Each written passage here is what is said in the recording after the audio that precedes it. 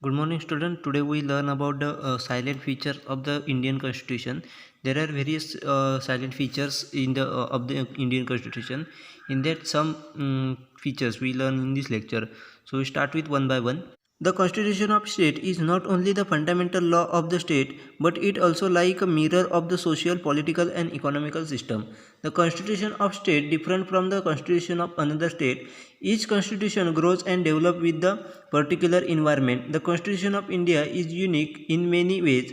Several special features of the Indian constitution distinguish it from many other constitution of the world.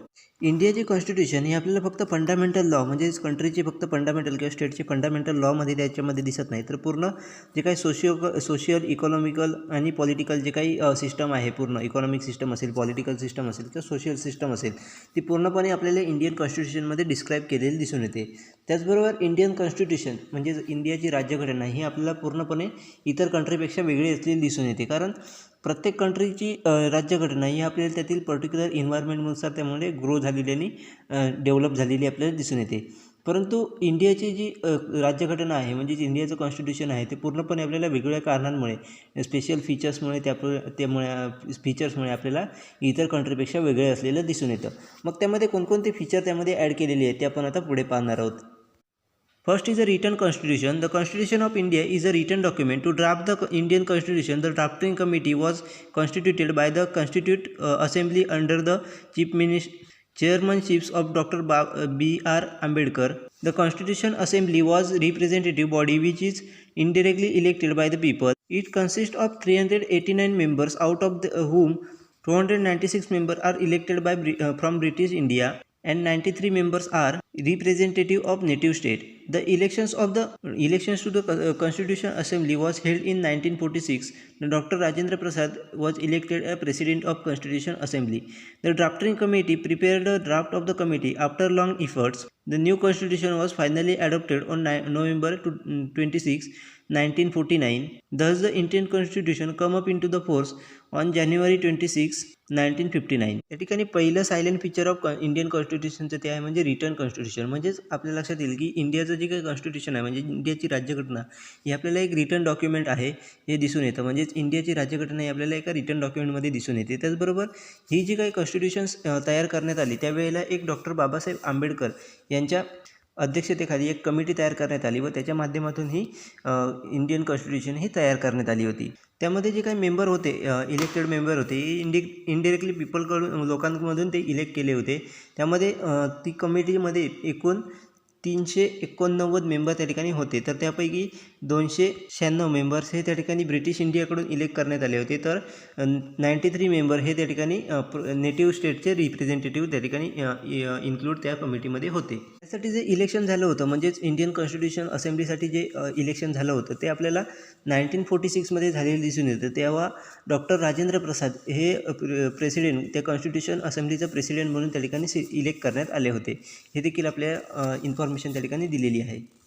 त्यानंतर ह्या कमिटीने त्या ठिकाणी ह्या ड्राफ्टिंग कमिटीने त्या ठिकाणी मोठ्या मेहनतीनंतर त्या ठिकाणी कॉन्स्टिट्यूशनचं ड्राफ्ट तयार केला व त्याच्यानंतर 26 नोव्हेंबर 1949 रोजी ती फायनली न्यू कॉन्स्टिट्यूशन त्या ठिकाणी ॲडॉप्ट करण्यात आली व प्रत्यक्षात ती कामकाजात आणण्यासाठी म्हणजे प्रत्यक्ष फोर्समध्ये आणण्यासाठी आपल्याला 26 जानेवारी 1950मध्ये ती ॲक्च्युली वर्कआउट करायला सुरुवात झाली. म्हणजे ॲक्च्युली वर्कमध्ये ती आपल्याला 26 जानेवारी 1950मध्ये आलेली दिसून येते. अशा पद्धतीने आपल्याला इंडियन कॉन्स्टिट्यूशन हे एक रिटर्न डॉक्युमेंट असलेलं त्या ठिकाणी दिसून येतं. म्हणजे त्या ठिकाणी एक फीचर आपल्याला दिसून येतं ते म्हणजेच रिटर्न कॉन्स्टिट्यूशन. म्हणजे आपल्या इंडियाची कॉन्स्टिट्यूशन ही एका कमिटीच्या माध्यमातून ड्राफ्ट करून त्याच्यानंतर ती फायनलाइज करण्यात आली व त्यामध्ये ती आपल्याला एका रिटर्न डॉक्युमेंटमध्ये असलेली दिसून येते. Next is lengthiest constitution. The Indian constitution is the lengthiest, bulkiest and most detailed constitution in the world. It contains 395 articles divided into 22 parts and 8 schedules at the time at enforcement. At present, it has 444 articles divided into 4 parts and 12 schedules. The Constitution of India contains a detailed list of the fundamental rights, directive principle of the state policy, distribution of the power between the center and the state, official language, election, and the many other provisions over and above laying out the provisions regarding the executive, legislature and judiciaries. म्हणजे या ठिकाणी आपल्याला next feature दिलं आहे ते म्हणजेच lengthiest constitution, म्हणजे सगळ्यात मोठी असलेली कॉन्स्टिट्यूशन ही इंडियामध्ये आपल्याला दिसून येते. म्हणजे इंडियाची कॉन्स्टिट्यूशन म्हणजे राज्यघटना ही आपल्याला जास्तीत जास्त मोठी असलेली दिसून येते. त्याचबरोबर ती बल्कमध्ये त्या ठिकाणी तयार केलेली दिसून येते, बल्की दिसून येते. त्याचबरोबर सगळ्यात वर्ल्डमध्ये सगळ्यात डिटेलमध्ये असलेली कॉन्स्टिट्यूशन म्हणून इंडियाची कॉन्स्टिट्यूशन ही ओळखली जाते. म्हणजेच थोडक्यात इंडियाची कॉन्स्टिट्यूशन ही सगळ्यात लेंदी कॉन्स्टिट्यूशन आहे. त्याचबरोबर मोस्ट डिटेल इन्फॉर्मेशन दिलेली कॉन्स्टिट्यूशन ही जगातली एकमेव इंडियन कॉन्स्टिट्यूशन म्हणून कॉन्स्टिट्यूशन आहे म्हणून ओळखलं जातं. त्या कॉन्स्टिट्यूशनमध्ये आपल्याला एन्फोर्समेंटच्या वेळी आपल्याला त्या ठिकाणी 395 आर्टिकल त्या ठिकाणी लिहिले गेले होते. त्यामध्ये ते 22 पार्टमध्ये डिवाईड केले होते आणि 8 शेड्यूलमध्ये त्या ठिकाणी एन्फोर्समेंटच्या टाईमला तयार करण्यात आली होती. परंतु आता ॲट प्रेझेंट जर आता पाहिलं तर त्यामध्ये आपल्याला 444 आर्टिकल्स त्या ठिकाणी दिसून येतात. ते 24 पार्ट्समध्ये डिवाईड केलेले आहेत. तर त्यामध्ये 12 शेड्यूल त्या ठिकाणी तयार केलेले आपल्याला दिसून येतात. तर इंडियन कॉन्स्टिट्यूशनमध्ये आपल्याला डिटेल इन्फॉर्मेशन दिलेली आहे. त्यामध्ये फंडामेंटल राईट्स असतील किंवा directive principle of state policy असेल किंवा distribution of power, centre and स्टेटची पॉवर डिस्ट्रीब्युशन असेल, अशा प्रकारच्या वेगवेगळ्या गोष्टींबद्दल त्या ठिकाणी डिटेल इन्फॉर्मेशन आपल्याला दिसून येते. त्याचबरोबर ऑफिशियल लँग्वेज असतील, इलेक्शन प्रोसेस असेल, त्याचबरोबर कार्यकारी मंडळ, विधिमंडळ, त्याचबरोबर न्यायपालिका याविषयी सर्वात पूर्ण डिटेल आपल्याला त्या ठिकाणी दिलेली दिसून येते. म्हणजेच इंडियन कॉन्स्टिट्यूशनमध्ये आपल्याला सगळ्या बाबतींमध्ये पूर्णपणे डिटेल इन्फॉर्मेशन असलेली दिसून येते.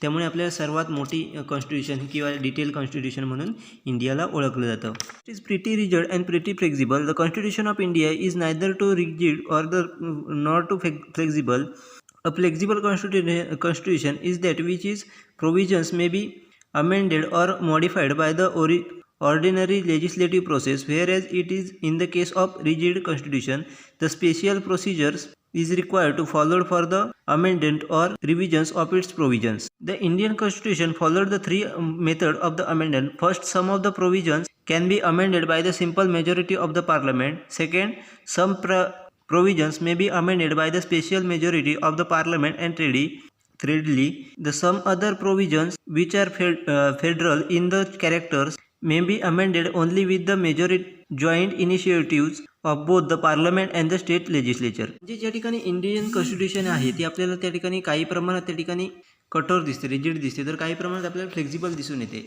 तर म्हणजेच आपल्याला सगळ्या बाबतीत त्या ठिकाणी कठोरता दिसून येत नाही, तर काही बाबतीत आपल्याला त्या ठिकाणी फ्लेक्झिबिलिटी देखील दिसून येते. अशा प्रकारची आपली इंडियन कॉन्स्टिट्यूशन आहे असं आपल्याला दिसून येतं. कारण फ्लेक्झिबल कॉन्स्टिट्यूशन आपण जर पाहिलं तर त्यामध्ये जर काही अमेंडमेंट चेंज करायचे झाले, म्हणजे त्यामध्ये काही प्रोव्हिजनमध्ये अमेंडमेंट करायचं झालं, म्हणजे एखाद्या प्रोव्हिजनमध्ये चेंज करायचं झालं तर त्या ठिकाणी ऑर्डिनरी लेजिस्लेटिव्ह प्रोसेसच्या माध्यमातून त्या ठिकाणी चेंज करता येतात. परंतु इंडियामध्ये त्या पद्धतीने आपल्याला इंडियन कॉन्स्टिट्यूशनमध्ये चेंज करता येत नाही. आणि जर इतर जर पाहिलं तर मग रिजिड कॉन्स्टिट्यूशन जर पाहिलं, म्हणजेच कठोर कॉन्स्टिट्यूशन जर पाहिलं तर त्याच्यामध्ये जर आपल्याला एखाद्या अमेंडमेंटमध्ये चेंज करायचं असेल तर त्या ठिकाणी एखादी प्रोव्हिजनमध्ये आपल्याला रिवाईज करायचं असेल किंवा अमेंडमेंट करायचं असेल तर त्या ठिकाणी आपल्याला स्पेशल प्रोसिजर त्या ठिकाणी यूज करावी लागते.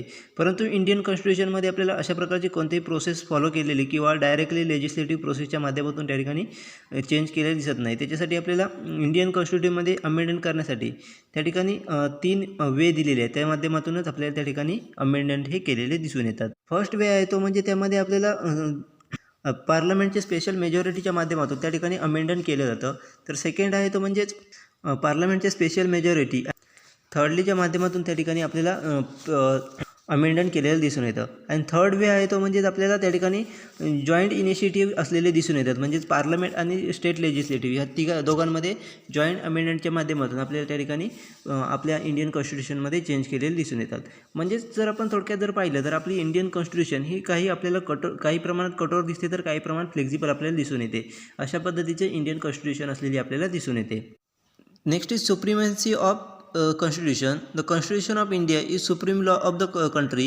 All the three origins of the government, executive, legislative and judiciary functions under the Constitution of India and are controlled by it. They cannot violate the Constitution. Next आपल्याला feature दिले आहे ते म्हणजे supremacy of constitution. म्हणजेच इंडियाचं जे constitution आहे ते आपल्याला कंट्रीचा पूर्णपणे सुप्रीम लॉ आहे असं दिसून येतं. म्हणजेच ज्या काही कंट्रीच्या सर्व गोष्टी आहेत त्या आपल्याला अंडर कॉन्स्टिट्यूशन असलेल्या दिसून येतात. म्हणजे कॉन्स्टिट्यूशनमध्ये त्याचा इन्व्हॉल्वमेंट असलेली दिसून येते.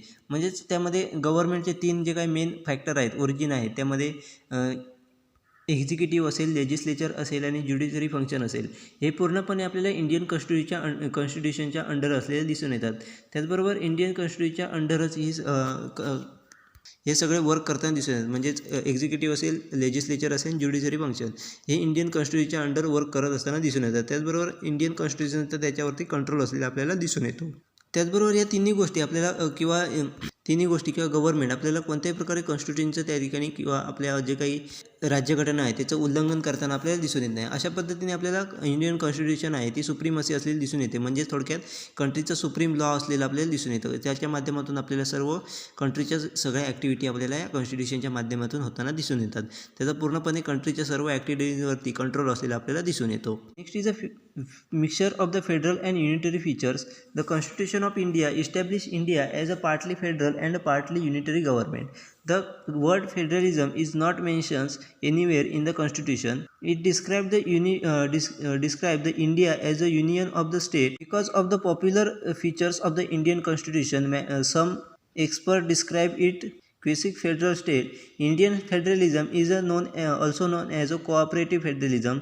Some of the federal features included in the Indian Constitution as written constitution, supremacy of the constitution, division of the power and distribution of the power between the state and center, a strong judiciary, etc. But Indian cannot be called a federation because some of the non-federal features are unitary federal, like a strong center, some grid methods of the amendment of the constitution, single citizenship, common all Indian services, uniformation of judiciary, emergency provisions enjoyed by the president, appointment of governors in the state as distinctly noted in the constitution. Therefore the constitution of India is a mixture of federal and unitary features. ठिकाणी आपल्याला next feature दिले तर mixture of the federal and unitary features.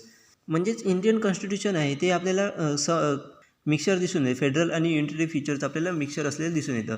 कारण Indian government आहे ते आपल्याला partly federal आणि partly unitary असलेलं दिसून येतं. त्याचबरोबर आपल्याला फेडरलिझम हा वर्ड कुठेही आपल्याला त्या ठिकाणी कॉन्स्टिट्यूशनमध्ये मेन्शन केलेला दिसून येत नाही. कारण याच्यामुळे आपल्याला डिस्क्राईब केलं जातं की इंडिया हे युनियन ऑफ स्टेट, म्हणजे वेगवेगळ्या स्टेटची युनियन तयार होऊन त्या ठिकाणी इंडिया हा पूर्ण कंट्री तयार झाली आहे असं आपल्याला दिसून येतं. त्याचबरोबर इंडियन फेडरलिझमला त्या ठिकाणी कोऑपरेटिव्ह फेडरलिझम असं देखील त्या ठिकाणी ओळखलं जातं. परंतु आपल्याला त्या ठिकाणी पूर्णपणे फेडरलिझम असलेलं दिसत नाही, कारण किंवा त्याचबरोबर पूर्णपणे युनिटरी असलेलं दिसत नाही, कारण त्यामध्ये काही फेडरल फीचर त्या ठिकाणी आपल्याला इन्क्लूड केलेले दिसून येतात इंडियन कॉन्स्टिट्यूशनमध्ये. त्यामध्ये रिटन कॉन्स्टिट्यूशन असेल किंवा सुप्रीमसी ऑफ कॉन्स्टिट्यूशन असेल, डिव्हिजन ऑफ पॉवर, त्यामध्ये distribution of between state and centre, distribution of power between state and centre असेल, त्याचबरोबर स्ट्रॉंग ज्युडिशरी असेल. अशा प्रकारचे वेगवेगळे जे काही फेडरल फीचर्स आहेत ते आपल्याला इंडियन कॉन्स्टिट्यूशनमध्ये दिसून येतात. परत त्याचबरोबर आपल्याला त्या ठिकाणी काही नॉन फेडरल फीचर देखील, म्हणजेच काही युनिटरी फीचर देखील आपल्याला त्या ठिकाणी दिसून येतात. त्यामध्ये स्ट्रॉंग सेंटर असेल, त्याचबरोबर ग्रीड मेथड्स ऑफ अमेंडमेंट असेल, अमेंडमेंट ऑफ कॉन्स्टिट्यूशन असेल, त्याचबरोबर सिंगल सिटिझनशिप असेल, कॉमन ऑल इंडियन सर्व्हिसेस असतील, त्याचबरोबर युनिफॉर्मेशन ज्युडिशरी असेल, emergency provision enjoyed by the president असेल, त्याचबरोबर अपॉइंटमेंट ऑफ गव्हर्नर असेल इन द स्टेट.